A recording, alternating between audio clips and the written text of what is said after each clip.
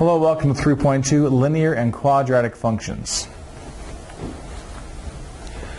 Linear function is a function f of one variable x that can be written in the form f of x equals ax plus b, so a or x is to the 1 power, where a and b are real numbers. If a is not 0, a function f of x equals ax plus b is also called a first degree function, again because the power on the x is 1. So graph the following linear function. Our functions, we've got 2 of these.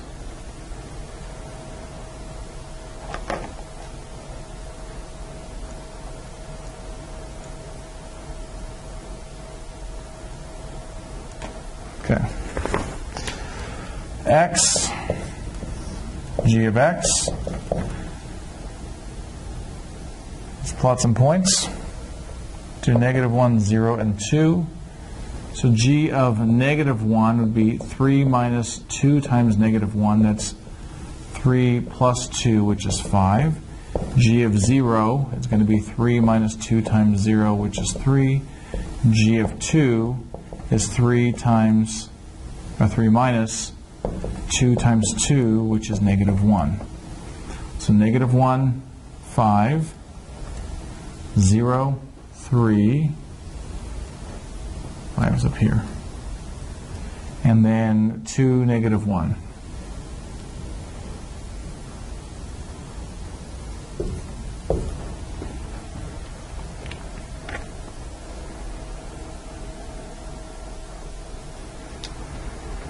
For the next one, k of x equals 3x minus 2 plus 6x over 2. If we work that out, k of x equals 3x minus what? 2 divided by 2 is 1. 6x divided by 2 is 3x. So k of x is 3x minus 1 minus 3x, which is just -1. That's a constant function. That's it.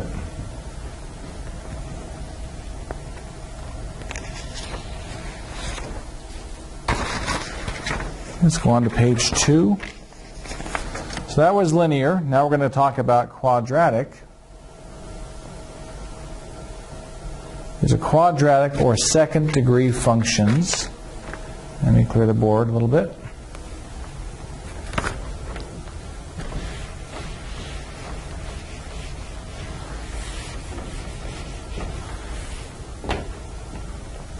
Quadratic or second degree functions. It would be a function f of one variable x that can be written in the form f of x equals ax squared plus bx plus c, where a, b, and c are real numbers. So being the 2 there, being the squared, quadratic, or second degree. Vertex, the point that the graph changes directions from either decreasing to increasing, as we see here. That's the vertex.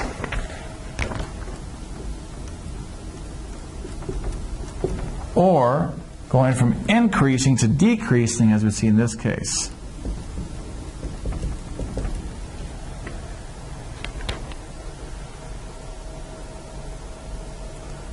Keep this on here. Now the axis is a vertical line passing through the vertex and dividing the parabola into 2 halves that are mirror images of each other. Now I drew these in Microsoft Word, so they're not the best curves. So like there's an axis, and here's an axis. This is also called the axis of symmetry.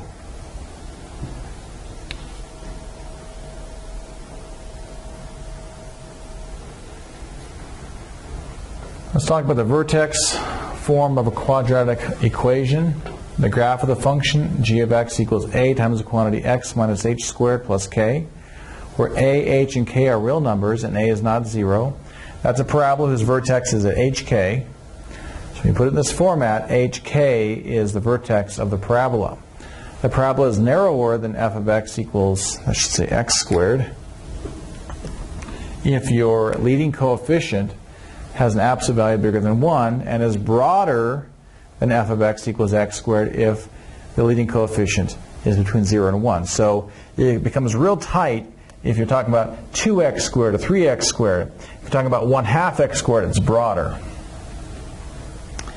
The parabola opens up. It's an opening up one. If a is positive, if your leading coefficient is positive, it opens down if your leading coefficient is negative. So we're going to graph the quadratic equation, or quadratic function, excuse me, by locating the vertices and the x-intercepts, if any.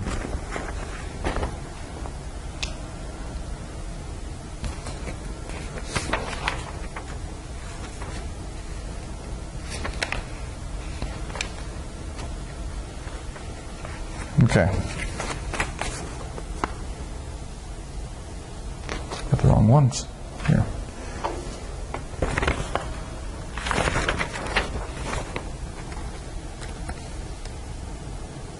Did I miss?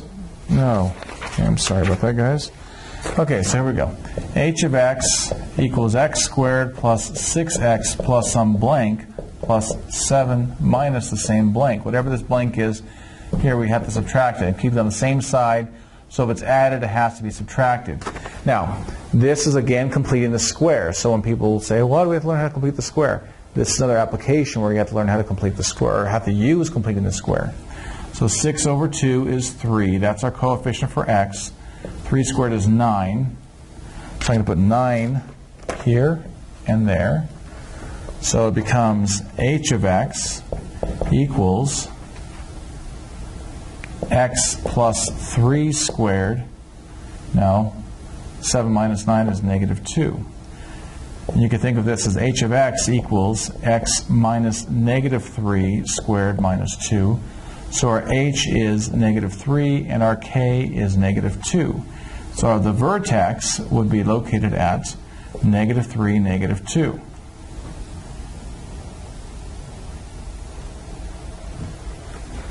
Because the leading coefficient is 1, it's going to open up.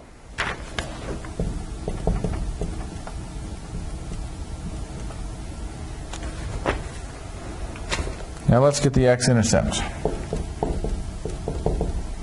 That's where y equals 0, or in this case h of x. So that's where 0 equals x squared plus 6x plus 7. So 0 equals x plus 1 times x plus 6. X plus 1 equals 0, x equals negative 1. X plus 6 equals 0, x equals negative 6.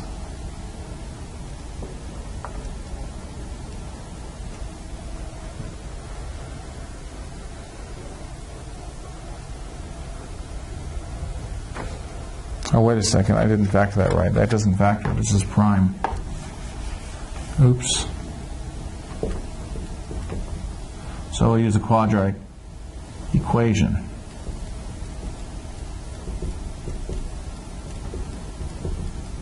X equals the negative b, that's 6, plus or minus the square root of b squared, minus, b squared 6.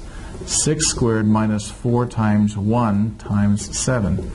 I switched these in my head. I had it as x squared plus 7x plus 6 anyway. That's what I did wrong. Over 2 times 1. So x is going to be negative 6 plus or minus the square root of 36 minus 28 all over 2. It's negative 6 plus or minus the square root of 36 minus 28 is 8 over 2. It's negative 6 plus or minus 2 times the square root of 2 over 2. So x would be negative 3 plus or minus the square root of 2. And that gives us two answers here. X would be approximately 4.41 negative, and x would be approximately negative 1.58.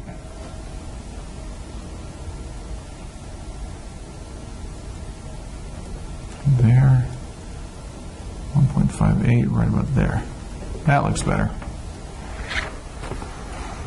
Okay, and the y-intercept, for x is 0. So we do h of x equal h of 0, I should say, is 0 squared plus 6 times 0 plus 7, which is 7. It's going to be up here.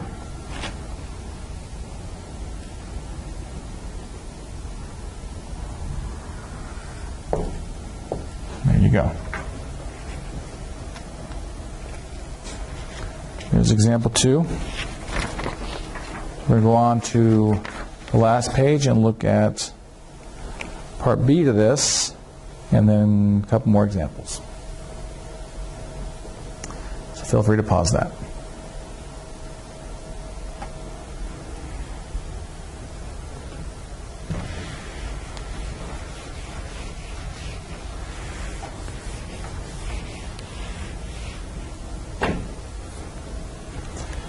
So for P of x, we have negative 2x squared plus 4x plus 12. So P of x would be negative 2x squared plus 4x plus 12. P of x would be negative 2 times x squared minus 2x plus some blank plus 12 minus the negative 2 times the same blank. So negative 2 over 2 is negative 1. I'm going with this coefficient.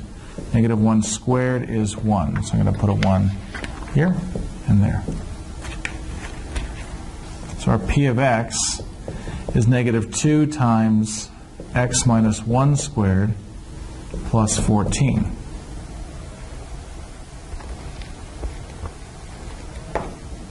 So our vertex is going to be located at 1, 14. And since a equals negative 2, it opens down.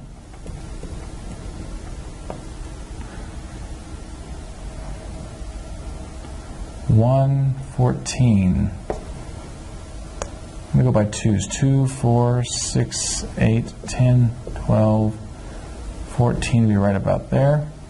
So it's a 1, 14. There you go. For the x-intercept, y equals 0, so 0 equals negative 2x squared plus 4x plus 12. If we divide everything by negative 2, this might clean it up enough that we can see how to factor it. 0 equals x squared minus 2x minus 6.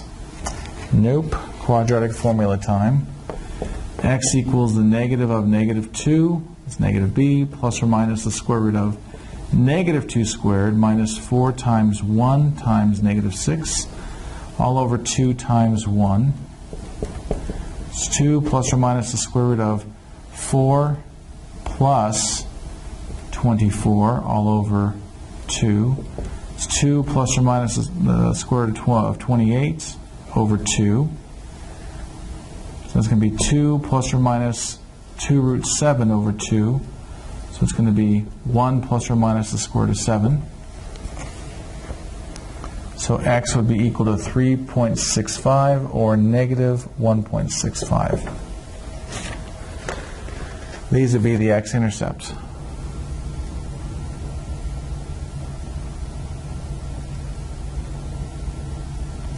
Let's find the y-intercept. That's where x is 0. So P of 0 is going to be negative 2 times 0 squared plus 4 times 0 plus 12. So P of 0 is 12.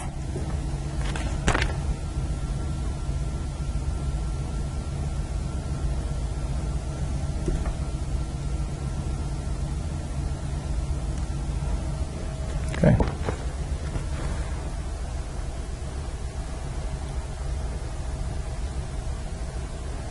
Okay, now the vertex of a quadratic function, the vertex of the quadratic function f of x equals ax squared plus bx plus c is, now these are important, a, b, c. It's negative b over 2a, f of negative b over 2a. So once you find this x value, you plug it in to get the y value. Now at this point is the maximum of the graph when a is positive, because that means it opens down, give me the high point, and it's the minimum if a is maximum if a is negative, minimum if a is positive. Because if it's opening up, the vertex is the low point. So example 3 is going to be an application problem.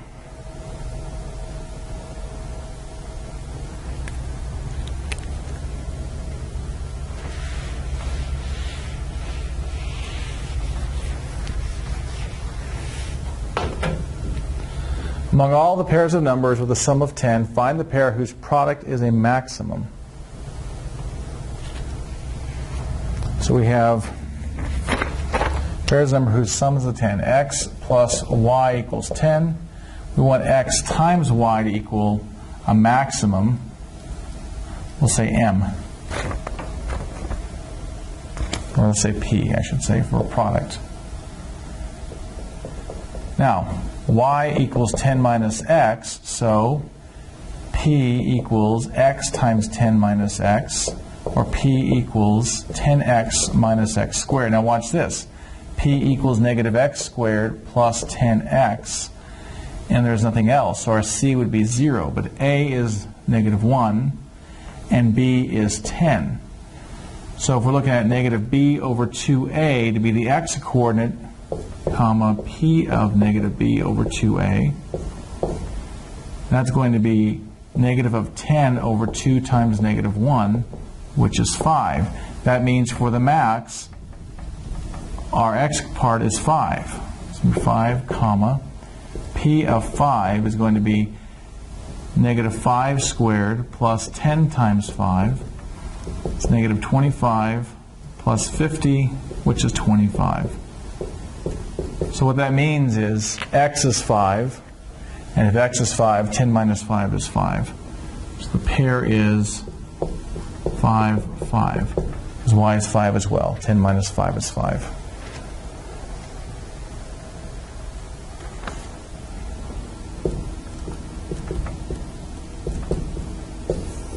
And you could probably have done that without using these tools we use. You probably could have said, oh, well, let's see, 5 by 5, that's a square. That's going to be the most efficient use of the space for this type of figure. So hey, there you go.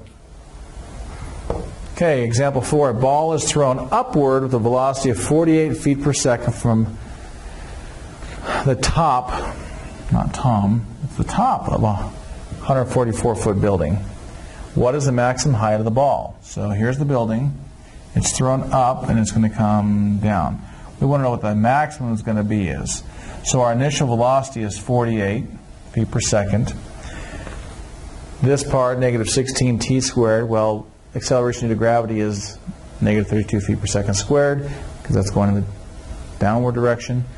And it's 1/2 at squared plus v naught t plus our initial height h naught. So we already have the equation for us, but that's where this came from. This initial velocity, 32 divided by 2 is the negative 16. So what is the maximum height of the ball going to be?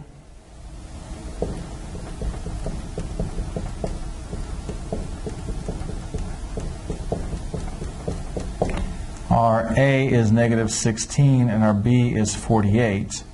So we're looking at negative B over 2A.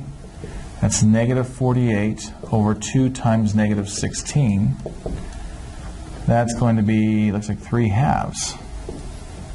At time 3/2, we're going to be at the high points.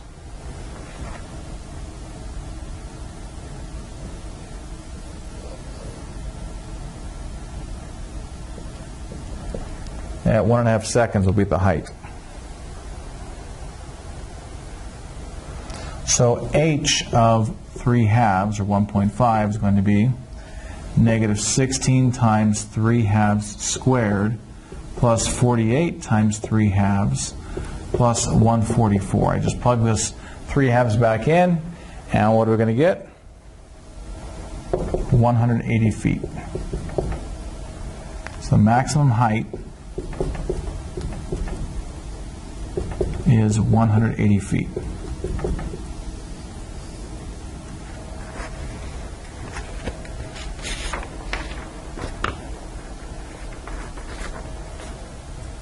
Okay, that'll cover it for 3.2, and send me your questions. Thank you.